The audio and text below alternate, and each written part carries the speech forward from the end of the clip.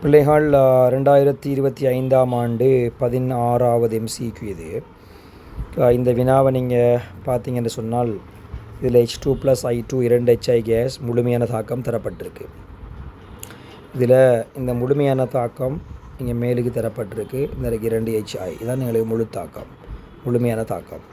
இதில் எங்களுக்கு பாருங்கள், விரைவாக நடைபெறும் ஒரு சமநிலை படிமுறைக்கு பின்னர் மெதுவாக நடைபெறும் ஒரு முதன்மை தாக்க படிமுறையினூடாக நடைபெறுதான். 2 படிகள் நடைபெறுது. முதலாவது படி ஒரு விரைவான படி, முதலாவது படி விரைவானது. அதேமாதிரி இரண்டாவது படி வந்து எங்களுக்கு மெதுவான படி. இரண்டாவது ஒரு மெதுவான படி எங்களுக்கு நடக்குது, மெதுவான படி. 2 படிகளை நீங்கள் பாருங்கள். விரைவான படி எங்களுக்கு தரப்பட்டிருக்கு. மெதுவான படியில் வந்து தாக்கவீத கோவை தந்துருக்கிறாங்க.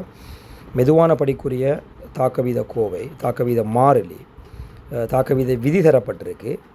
தாக்கவீத மாறிலி K', தாக்கவீத விதி எங்களுக்கு தரப்பட்டிருக்கு. H2 gas into I gas 2ஆம் அடுக்கு. எனவே நாங்கள் மெதுவான படியை நாங்கள் அழகாக எழுதி கொள்ளலாம். H2 கேஸ் 2 I கேஸ் தான் எங்களுக்கு விளைவாக வரும். ஸோ உங்களுக்கு தெரியும் இதில் விளைவு என்ன வரணும்னு சொல்லி முழுப்படி தாக்கத்தில் 2 HI இருக்கத்தால் 2 HI எங்களுக்கு இந்த இரண்டாவது படியில் வரும். 2 HI வரும். எப்படியோ வந்து H2 2 I எங்களுக்கு தாக்க போகுது. அதே மாதிரி மேலுக்கு இருக்கிற தாக்கத்தில் நீங்கள் பாருங்கள், முதலாவது படி இப்போ நீங்கள் தீர்மானிக்கலாம். எப்படி முதலாவது படி நாங்கள் தீர்மானிக்கிறோன்னு சொன்னால், இரண்டாவது படி எங்களுக்கு தெரியும் மெதுவான படி தான் தாக்க வீத நிர்ணயப்படி. இந்த மெதுவான படியில் ஃபீசமான குணகத்தையும் மொத்த தாக்கத்தை நாங்கள் வச்சுக்கொண்டு எங்களுக்கு விரைவான படி தீர்மானிக்கலாம். உங்களுக்கு பார்த்தா விளங்கும், இந்த ஆரம்ப தாக்கம் மேலுக்கு தரப்பட்டிருக்க தாக்கம் இருக்குது.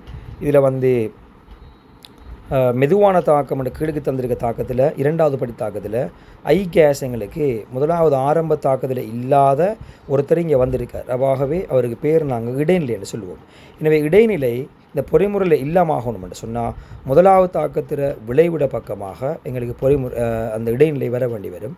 எனவே 2 I கேஸ் எங்களுக்கு முதலாவது தாக்கத்தில் வரணும். 2 I கேஸ் முதலாவது தாக்கத்தில் விளைவில் வர வேண்டி வரும்.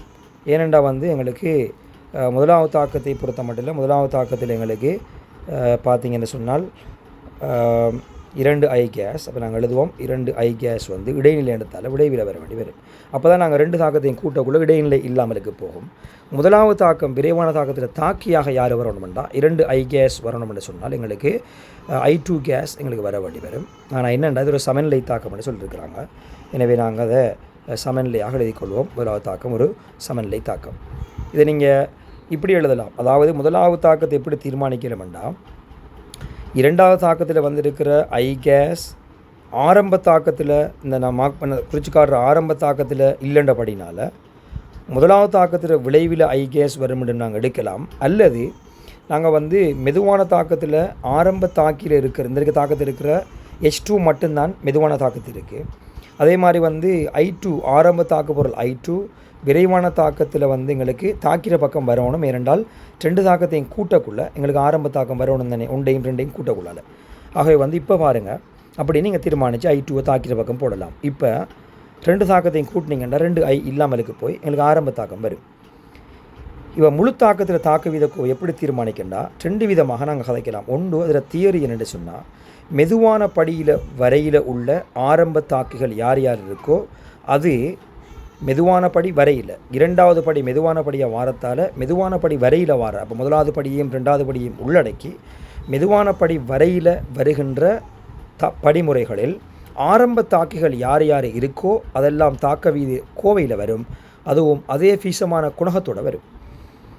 முதலாவது மெதுவான படியில் H2 இருக்குது ஆரம்ப தாக்கி.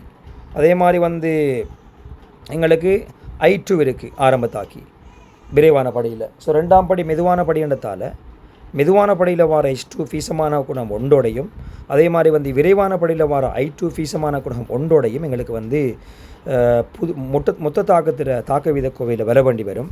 எனவே எங்களுக்கு முதலாவது ஆன்சர் நம்ம தரப்பட்டிருக்க முதலாவது ஆன்சர் பார்த்திங்கன்னா எங்களுக்கு முழுப்படி தாக்கத்துக்குரிய தாக்க வீத கோவையாக அமையும். இப்படி நாங்கள் அதை செஞ்சு கொள்ளலாம். அப்படி இல்லைன்னு சொன்னால் நாங்கள் வந்து ஒரு சமநிலை விதியை வச்சுக்கொண்டு நாங்கள் செய்யலாம். உங்களுக்கு தெரியும் அதை நாங்கள் எப்படி செய்கிறேன்னு சொல்லி நாங்கள் குயிக்காக அதையும் கொஞ்சம் வேகமாக பார்த்துருவோம். சமநிலை விதியில் நீங்கள் செய்யக்கூடாது, நார்மலாக ஞாபகப்படுத்தி விட்ற தேவைப்பட்டார்கள் பார்த்துக்கொள்ளலாம். சமநிலை விதியில் நீங்கள் அதை செய்யக்குள்ளால் வந்து அதை எப்படி கையாண்டு கொள்ளையிலும் என்று சொன்னால், உதாரணமாக இப்போ முதலாவது தாக்கம் சமனில் இடத்தால் அதுக்குரிய கேசிக்குரிய கோவை நாங்கள் எழுதுவோம். கேசி சமன் நீங்கள் ரெஃபர் செஞ்சு பார்க்கலாம்.